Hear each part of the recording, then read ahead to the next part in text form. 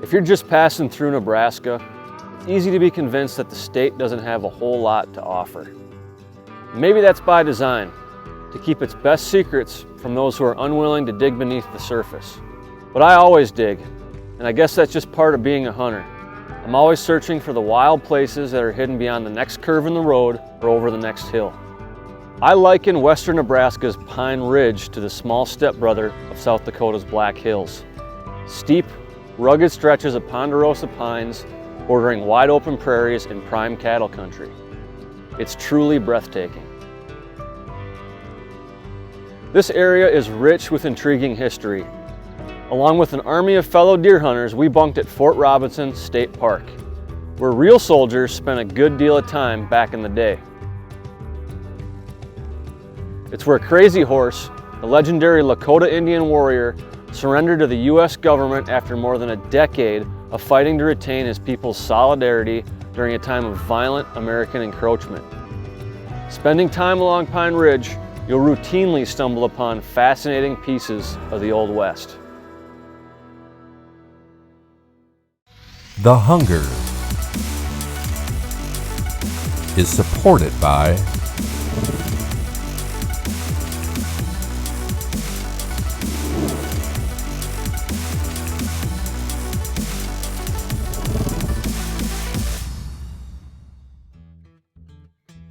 I'd argue the best way to explore this region is with a rifle in hand and a deer tag in your pocket. You'll find a healthy swath of federal and state public lands where you can pursue deer in great abundance, both whitetails and muleys. There are plenty of folds for these secretive beasts to hide from predators, but if you're hungry enough, you'll find them.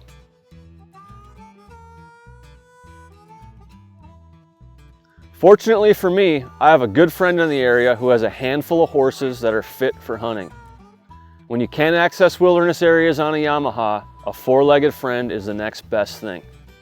We raise and train all our horses from the ground up. There's no holes in our program. Our horses, I feel, are very reliable. They're very safe. They just do a good job for us, and we use them for hunting. You know, every chance we get back in the hills on them. This particular trip, we got back into the most roughest, extreme places that this area has to offer, and the horses just did a great job for us.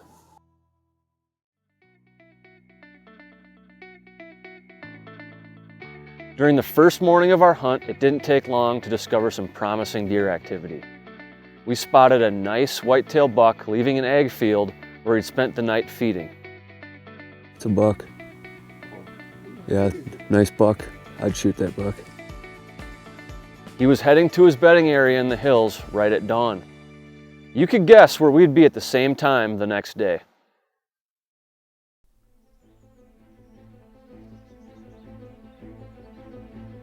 We were covered up in deer that first morning.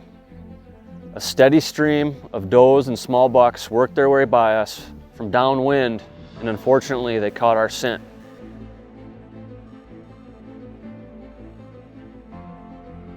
So stress was high, and in the moment I heard a stick crack behind me, and sure enough, there was that buck that we were looking for. We were busted.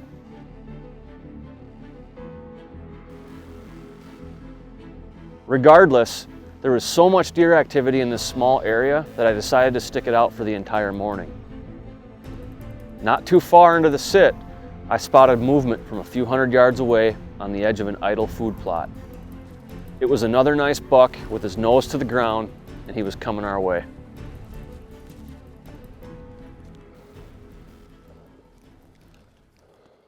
The Hunger is supported by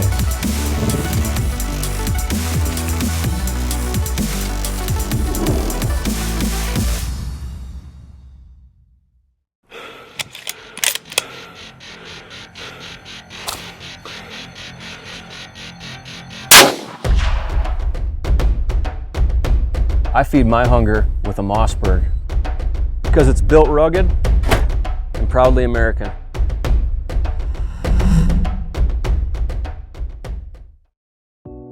If you want to see your venison go to a party and do a disappearing act right in front of you, try this heat dip. It's marvelous.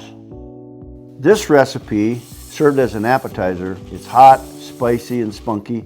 It's just a venison loin or a big steak. I marinated this venison loin in Sapsucker Farms Yellow Belly Hard Cider, and it's from organically grown apples. It's just wonderful. I've been playing around with hard cider marinades now for a while, and they get that meat nice and tender, give a nice little flavor to them. You could try other varieties of hard cider as well. We marinated this meat, stayed in there overnight, popped it out on the grill, and the grill was set to about 350. And on the Camp Chef grill, the beautiful thing is, after you get that meat, get a little crust on the outside, dial that temperature back to about 225 and leave it on there for a couple of hours.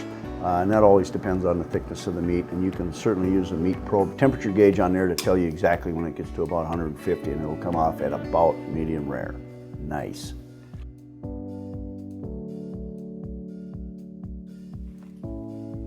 Making this heat dip is pretty darn simple. All you do is you chop an onion up real fine, a couple cloves of garlic chopped up real fine, 1.5 cups of mayo, 1.5 cups of ranch dressing.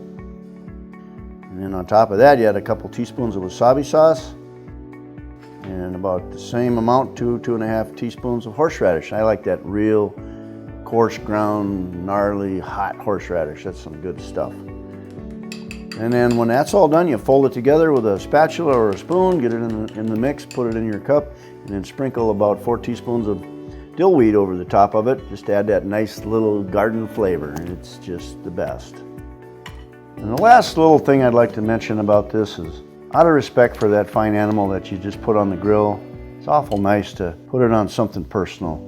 And I was lucky enough to have some handmade pottery from a good friend of mine, Diane Schwieters, here in Delano, Minnesota, who made a fantastic array of hand-thrown pottery just to honor those animals that we are eating here every week.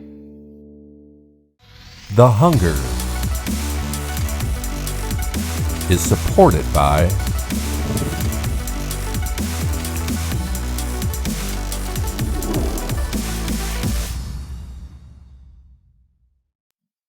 There are a number of emerging issues that threaten the future of deer and deer hunting in North America.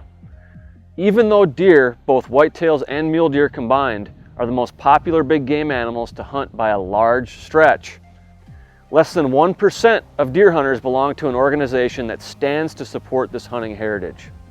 That's a problem, and we are the solution. Join the National Deer Alliance for free at nationaldeeralliance.com. NDA will keep you educated about deer issues and alert you when it's time to step up and make your voice heard.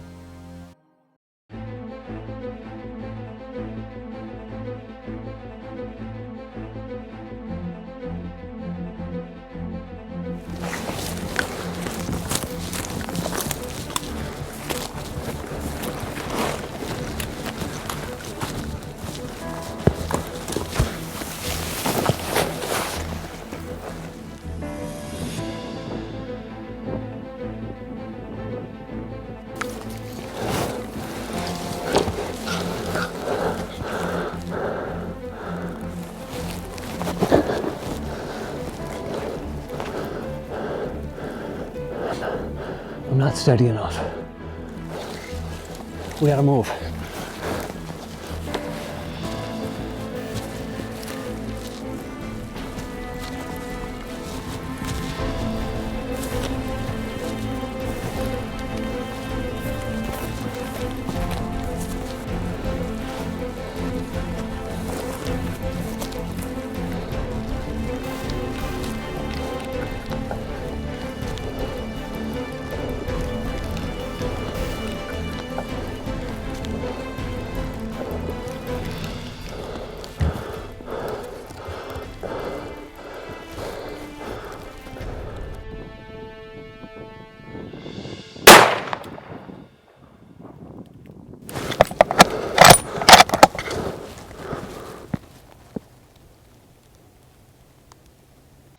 The Hunger is supported by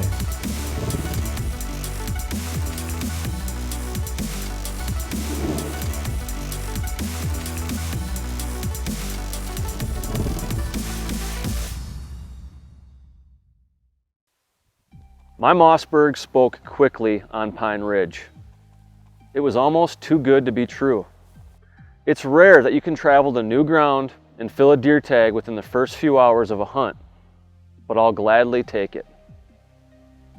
As deer hunters, we're always forced to earn our keep in one way or another.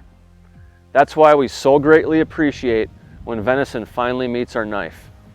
And during the following 5 days of our hunt on Pine Ridge, we paid for my early success. It was my uncle's turn to get his own deer, and it was a team effort. But this time, the ridge wasn't ready to give in.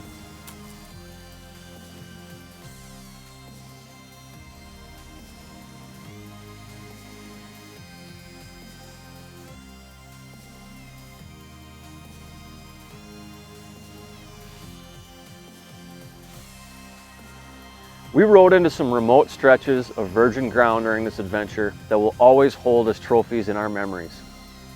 Every moment we were out there in this enchanting place, I couldn't help but wonder how many cowboys and Indians had ridden those same trails looking for their next meal.